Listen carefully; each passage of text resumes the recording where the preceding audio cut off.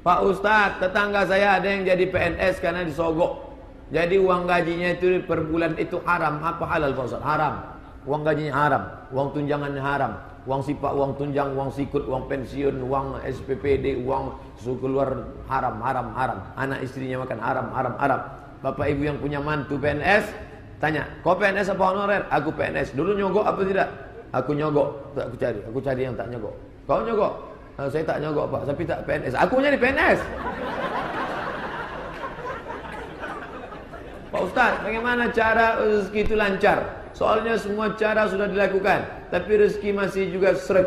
Ada gak amalan atau doa? Wa may yattaqillaha yaj'al lahu makhraja wa yarzuqhu min haitsu la yahtasib wa may tawakkal 'ala Allah fa huwa hasbuh innallaha balighu amrih qad ja'ala Allah likulli syai'in qadra. Siapa yang takut kepada Allah Subhanahu wa taala, wa may yattaqillaha yaj'al lahu makhraja, maka diberikan Allah jalan keluar. Wa may tawakkal 'ala Allah, siapa yang tawakal kepada Allah, fa huwa hasbuh, maka Allah yang akan memperhitungkan segala rezekinya.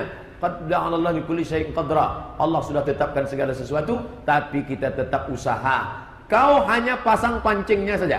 Pasang pancing. Masalah ikannya datang tak datang itu urusan Allah.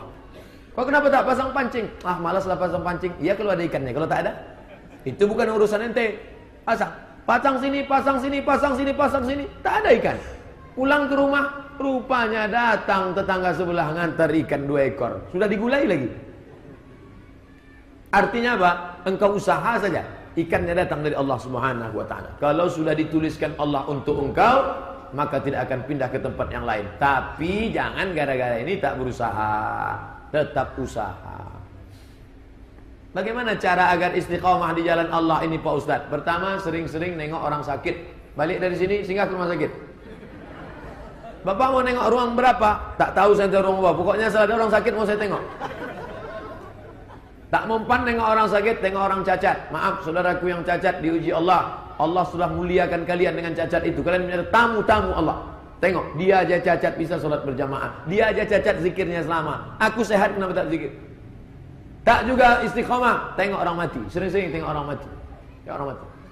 Sudah tengok orang mati tak juga istiqamah, mati aja lah. Apa yang harus kita lakukan jika bertemu dengan fitnah yang besar, yaitu Dajjal? InsyaAllah Allah tolong dengan syarat 3. Pertama, sebelum salam, Allahumma inni a'udzubika min adzabi jahannam wa min syarri fitnatil masiihid dajjal. Yang kedua, baca surat Al-Kahfi malam Jumat. Yang ketiga, kalau mampu, hafal pangkal surat Al-Kahfi 10 ayat. Tapi tetap mengamalkan isinya, karena Al-Quran itu bukan mantra. Dihafal perbuatan tak sesuai dengan isinya. Afwan Pak Ustadz, agak lari dari pembahasan. Jangankan lari, membelok pun kita bahas. Ini soal aurat Ustadz. Seperti yang diketahui, aurat laki-laki perempuan sudah jelas. Aurat perempuan seluruh tubuh kecuali wajah dan kedua telapak tangan, termasuk kaki ditutup. Dalil auratnya tidak boleh ketat pakaian yang menampakkan lekuk tubuh. Laki-laki auratnya dari pusar hingga ke lutut.